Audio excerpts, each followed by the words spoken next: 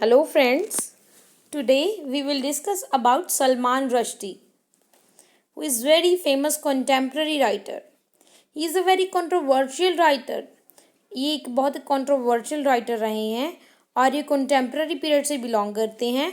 इनकी लाइफ के और इनके वर्क्स के बारे में आज की इस वीडियो में डिटेल से डिस्कस करेंगे। स्टार्ट करते हैं।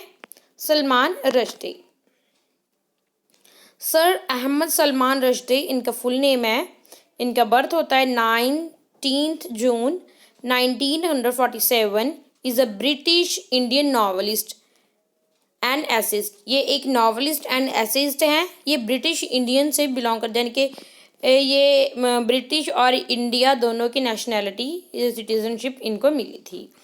ही सेकेंड नावल, इनका जो सेकेंड नावल है मिडनाइट्स चिल्ड्रन, जो 1981 में आया, वो उसके लिए इनको बुकर प्राइज़ मिला है 1981 में। तो सभी नावल, ये मैंने सिर्फ सेकंड नावल से शुरू इसलिए किया है, इसके फर्स्ट नावल भी सभी के बारे में हम देखेंगे। ये मेन हम डिस्कस कर रहे हैं। जो इनका सेकंड नावल है मिडनाइट्स चिल्ड्रन 1981, वो उसके लिए इनको बुकर प्राइज़ मिला है उसी ईयर जिस ईयर को इन्होंने ये वर्क पब्लिश करवाया था। And was deemed to be the best novel of all winner. तो ये एक बेस्ट नावल है, इसीलिए हम इसके बारे में डिस्कस कर रहे हैं। ये इनका सेकेंड नावल है। On two separate occasion marking the 25th and the 14th anniversary of the prize. तो 25th और 14th anniversary of the prize पे इनको best novel of all winners भी इनको माना गया है, इस नॉवल को, मिडनाइट्स चिल्ड्रन वाले नॉवल को। इनका जो फोर्थ नॉवल है वो है satanic verses, was the subject of a major controversial. ये नॉवल है इनका बहुत ही ज़्यादा कंट्रोवर्शियल नॉवल है। Provoking protest from Muslim in several countries. ये इतना ज़्यादा कंट्रोवर्सी में रहा है ये इनका novel.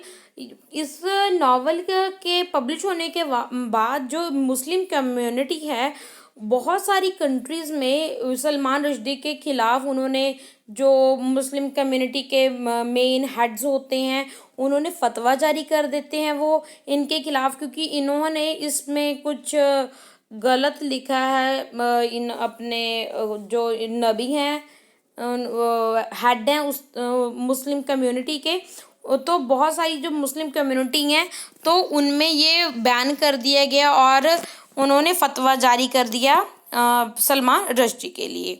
Death threatened were made against him, यानी कि इनके लिए एक मौत का फतवा यानी कि जारी कर दिया, कि इन्होंने ऐसा फतवा जारी कर दिया कि जहाँ पे भी सलमान रश्दी मिले तो उसको मार डालो। Okay, including a fatwa calling for him assassinated issued by Ayatollah Ruhollah Khomeini, the supreme leader of the Iran. जो सुप्रीम लीडर है ईरान का, उन्होंने फतवा जारी किया है कि जहाँ पे भी मिले ये सलमान रश्दी तो उसको कत्ल कर दो। ईरान के इन्होंने ये फतवा जारी किया, असैसिनेट कर दो, उसका कत्ल कर दो। कब किया था ये फतवा जारी उन्होंने? 14 फरवरी 1989 में, यानी कि आफ्टर 1 ईयर इस वर्क के पब्लिश होने के बाद। The British government put Rushdie under police protection, मगर जो ब्रिटिश गवर्नमेंट है उन्होंने सलमान रश्दी को पुलिस प्रोटेक्शन दी हुई है ताकि उनको ये किसी भी प्रकार की हानि ना पहुंचे। इन 1983 Rushdie was elected a fellow of the royal society of literature. 1983 में जो रश्दी हैं वो उन्होंने रॉयल सोसाइटी ऑफ लिटरेचर के लिए भी उनको इलेक्ट किया गया। The UK senior literary organisation, जो एक यूके की सीनियर लिटरेरी ऑर्गेनाइजेशन है, ही वॉज अपॉइंटेड कमांडर डेल ऑर्ड्रल डज आर्ट्स एट डज लेटर ऑफ फ्रांस इन जनवरी 1999। तो फ्रांस में भी ये एक अपॉइंट किए जाते हैं कमांडर। देन 2007 में, जून 2007 में Queen Elizabeth II knighted him for he service to literature. तो उनको ये नाइटेड करते हैं, यानी कि नाइटहुड की उनको उपाधि दी जाती है। एलिजाबेथ इनको उपाधि देते हैं सलमान रश्दी को इनके सर्विस के लिए लिटरेचर में इन्होंने जो सर्विस की है इसलिए। 2008 में the times ranked him the times जो एक न्यूज़पेपर है वो इनको रैंक करते हैं 13th on it's list of the 15 great British writer since 1945। 1945 तक के जितने भी 50 ग्रेटेस्ट जो ब्रिटिश राइटर है उनमें से इनका 13th रैंक आता है, तो यानी कि इनका रैंक बहुत अच्छा है, ये बहुत अच्छे राइटर माने जाते हैं। Since 2000 Rushdie has lived in the United state, तो 2000 से ये यूनाइटेड स्टेट्स में रह रहे हैं, यूएसए में रह रहे हैं। He was named a distinguished writer in a resident at the Arthur L Carter journalist institute of New York university in 2015. Earlier he taught at Emory University, तो Emory University में भी इन्होंने टीच किया है। He was elected to the American Academy of Arts and Letters, तो America की एक academy है आर्ट्स एंड लेटर की, उनके लिए भी इनको इलेक्ट किया गया है। 2012 में उन्होंने अपना वो एक वर्क पब्लिश करवाया है, जोसेफ एंटन, एक मेमोर है, an account of his life in the wake of the controversy over the Satanic versus. तो इन्होंने जो जोसेफ एंटोन द मेमोर जो ये वर्क उन्होंने पब्लिश करवाया है, तो उन्होंने अपनी लाइफ के जो एक्सपीरियंसेस हैं, कंट्रोवर्सीज हैं, उन पे इन्होंने लाइट डाली है। अपने जो वर्क है जो सैटनिक वर्सेस के लिए बहुत कंट्रोवर्सीज में आ गए थे, ये उसके बारे में सब कुछ इन्होंने अपनी लाइफ में क्या क्या इनको सहना पड़ा, सब एक्सपीरियंस इसमें इन्होंने बताए हैं। Rushdie was strongly favored to have received the Nobel Prize in Literature, but the novel organizer were later quoted as saying that he would have been too predictable, too popular. तो रश्दी को बहुत सारे favour में हैं, उनको Nobel prize मिलना चाहिए, but जो नॉवल ऑर्गेनाइजेशन है वो उनको ये बोलकर कोट करके उनको बोल देते हैं ही वुड हैव बीन, तो बोलते हैं इनको टू प्रेडिक्टेबल और टू पॉपुलर होना पड़ेगा। तो इनकी अर्ली लाइफ और फैमिली बैकग्राउंड देख लेते हैं।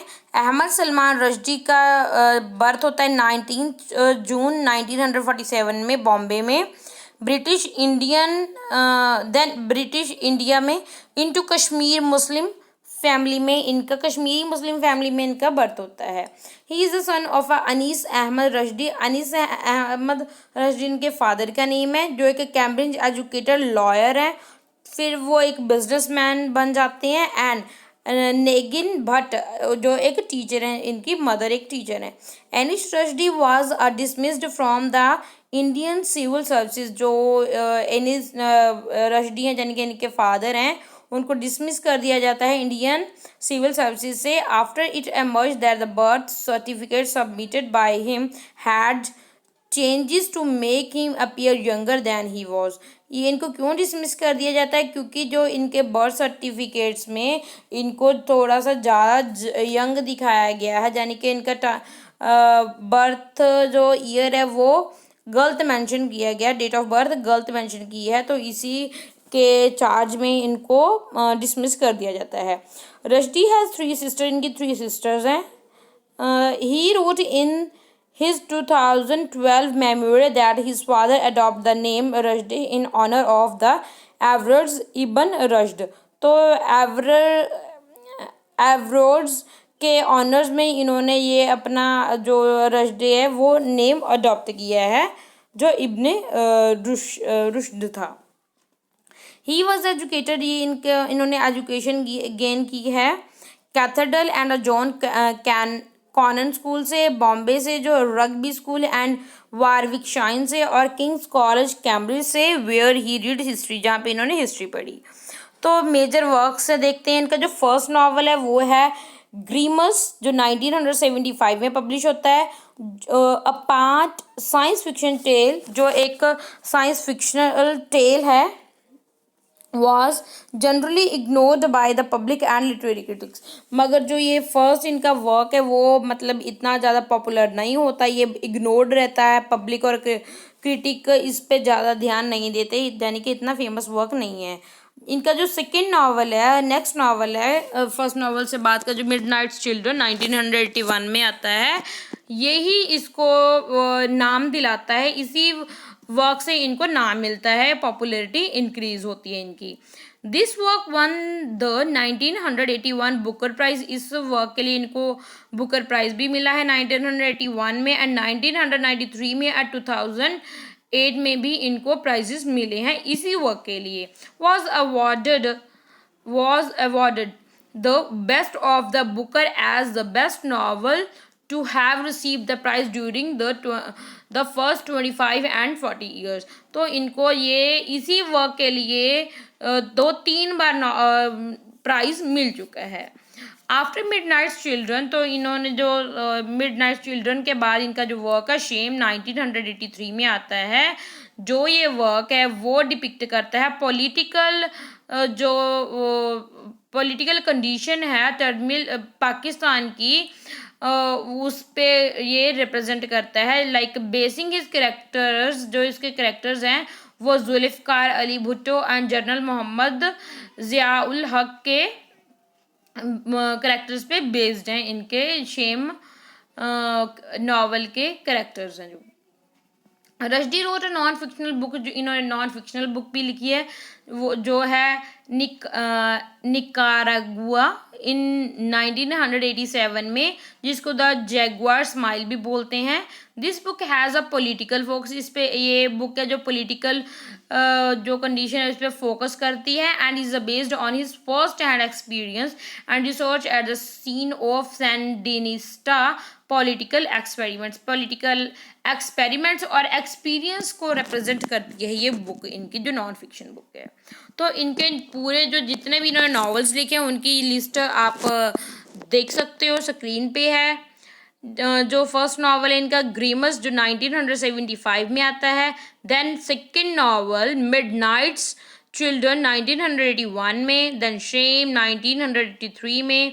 द सैटनिक वर्सेस, यही वो वर्क है जो 1988 में आता है। इसका आपने ईयर भी याद रखना है, और ये ही वर्क बहुत ही कंट्रोवर्शियल वर्क है। इसी वजह से वो सलमान रश्दी बहुत ज़्यादा कंट्रोवर्सी में रहे थे। Haroun and the sea of stories 1990 में आई ये नॉवल। द मूड्स लास्ट आए 1995, the ground beneath her feet 1999, फरी 2001, शैलीमार द क्लॉन 2005, ये सभी नॉवेल्स हैं। The enchantress of Florence 2008, 2 years 8 months and 28 nights 2015 में आता है ये नॉवल। द गोल्डन हाउस 2017 में आया ये नॉवल। तो कुछ कलेक्शन है इनकी, लाइक होमलेस बाय चॉइस 1992 में आती है। ईस्ट वेस्ट 1994 में। The best American short story 2008 में सलमान रश्दी की ये कुछ कलेक्शंस हैं। और चिल्ड्रंस बुक भी इन्होंने लिखी है, like Haroun and the sea of story, ये एक चिल्ड्रन बुक है 1990 में आती है। Luka and the fire of life 2010 में आती है, ये भी चिल्ड्रन बुक है। तो कुछ क्विक पॉइंट देख लेते हैं इनके जो बहुत ज़्यादा इम्पॉर्टेंट है। इनके जैसे बर्थ होता है जून 1990 इन 147 में, और इनकी अब की एज 73, और मुंबई इंडिया में इनका बर्थ होता है। ये इनको टाइटल मिला है 2007 में नाइटहुड का। नाइटहुड की जो इनको उपाधि मिली है। तो इन notable work and the Satanic Verses, Midnight's Children, 2 years 8 months and 28 nights, Quick Caught, Shalimar the Clown, The Golden House, The Moon's Last Sigh, Shame, Luca and the Fire of Life, Step Across This Line।